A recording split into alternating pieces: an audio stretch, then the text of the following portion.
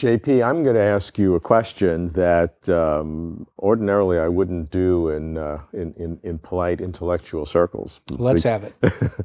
And that is, do you believe that angels, demons exist?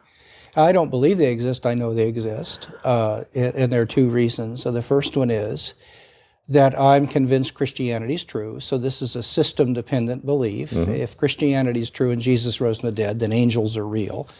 Because the belief system of Christianity, if you look at true in general. Look at the Old Testament, New Testament, there are descriptions of beings that can be called angels and archangels and if we characters. have grounds for thinking that this whole is true, then this is a part of that. So it gets piggybacked. And you can't dismiss it as allegory or metaphor. Right. Because it's a part of the system, and it's an important part. Now, some people would try to dismiss it as being a developing theology, that this was part of the archaic system. And it's revisionist. So that's the first reason. Secondly, there are just too many credible, intelligent people who've had encounters with angels and demons to dismiss it.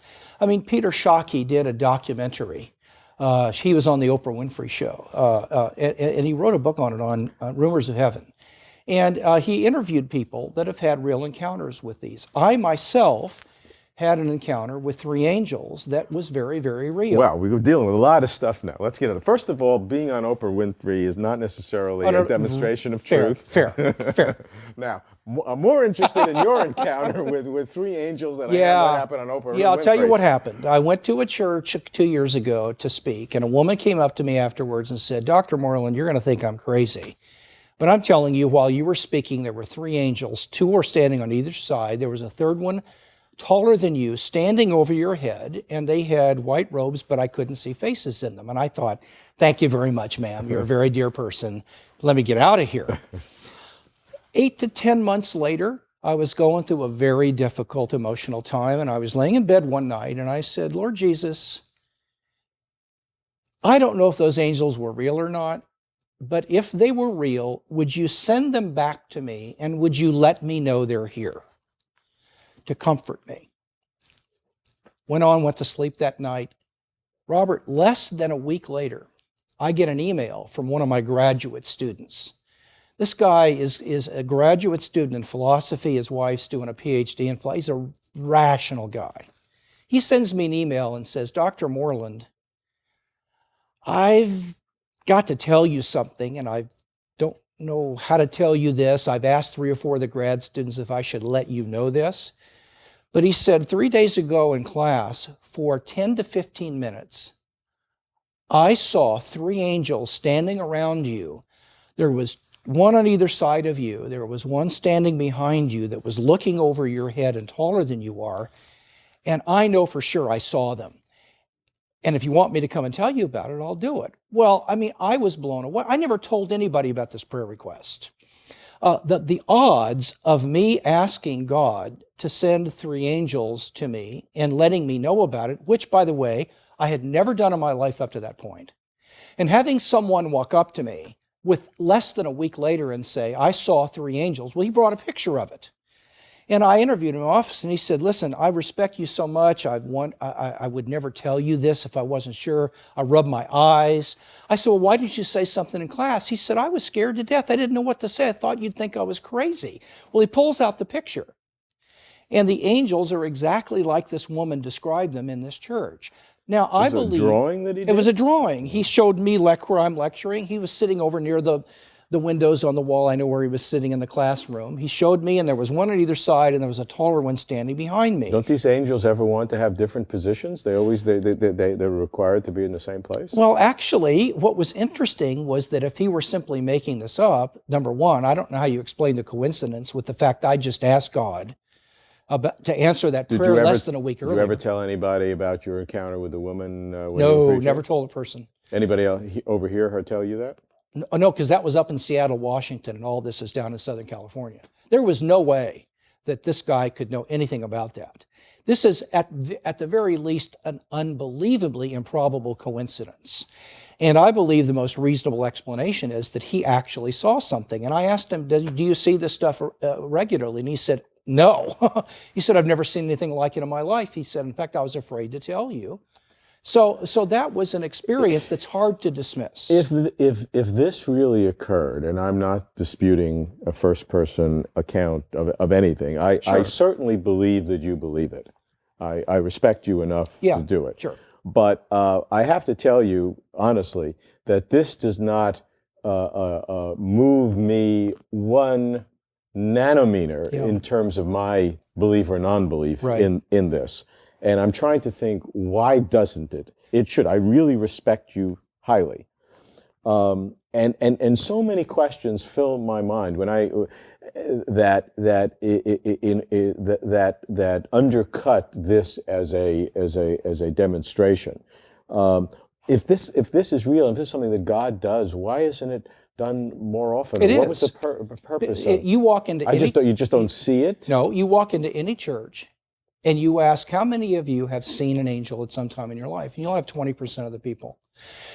There are credible reports from the mission field in Muslim countries where angels are appearing to Muslims, and some of these are coordinated, happening to entire villages of 250 people at one time. These are not dismissible stories. They're being testified to by well-educated, sometimes people with PhDs that are intelligent and thoughtful. Let's go on and take your assumption that angels and demons do exist. Yes. We've established that. And ask, now, what are the implications of it within the self-consistent system? And I admire that you're using the self-consistency of the Christian religion and the Old and New Testaments, because that's there. So now, what are the purposes of these angels? What are they doing? They're persons. They have lives. They're involved in this world. They're involved in interacting with God. There's a Francis McNutt, who has a PhD in theology, was speaking in a church a few years ago, and his wife, who's a marriage and family therapist, was looking out of the congregation, and a little boy was looking up at the rafters. And she looked up there, and she saw an angel sitting in the rafters of the church. After the service was over with, this boy and his mother came up for prayer, and the mother confessed that they had been going through a terrible divorce, and this little guy was having some difficulties. And Mrs. McNutt pulled him aside and said, during the service, you saw something, didn't you? And the little boy said, yeah. And she said, what did you see? And she said, I saw a man sitting on the rafters. And she said, it wasn't a man that you saw, it was an angel. I saw it too. Now, here's why that's important. It is actually the case that children have guardian angels. This isn't make-believe, this is real. And angels do protect children. Now, there is evil in this world, and so it's not 100%. Well, it seems like they're doing an awful job. But that's based on your assumption of what it would be like if they weren't on the job. You don't know that. Well, I mean, look at the continent of Africa.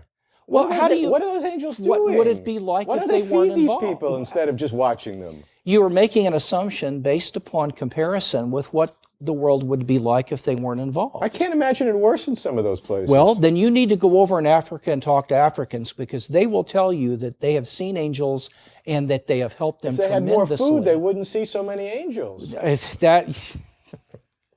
Now that is an ad hominem argument, and you know it.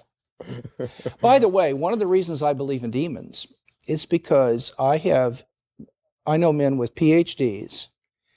I have a PhD. Telling a PhD doesn't mean anything. Well, hold it. Doesn't mean anything. Crazy people have PhDs. Stay with me. I'm trying to say that these aren't hysterical people that grab anything that comes along.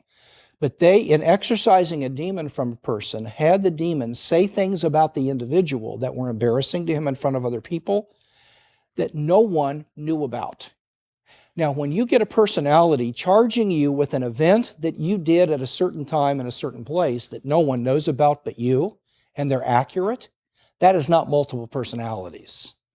What do you think about all the seances, occult experiences? I mean, that's a whole other world. ESP, parapsychology, this whole world that some scientists believe in that. A lot of it's purely psychological. A lot of it's testing the limits of the powers of consciousness. Some of it is dangerous and demonic. And would you put the kinds of scientific testing of ESP and parapsychology in that category? No, I think scientific testing with ESP is an attempt to discern the powers of consciousness in a controlled scientific sort of way. I do think that there are occult phenomena that are extremely dangerous and real.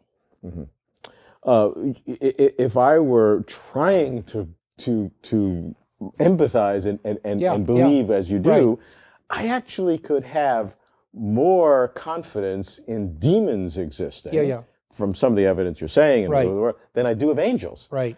Because demons certainly seem to be smarter than the angels in terms of what they've been accomplishing. Well, the people that are watching the show tend to hang around certain kinds of folks. For example, people in the media tend to be politically liberal and more secular, and they tend to hang around other people that think the way they do. And as a result, their range of experience tends to be limited by their friends. Now, is this an ad hominem argument? No, it's a sociological argument. Oh, well, it sounds pretty close. Because I'm not attacking the people. Let me turn it into a sociological argument. Okay.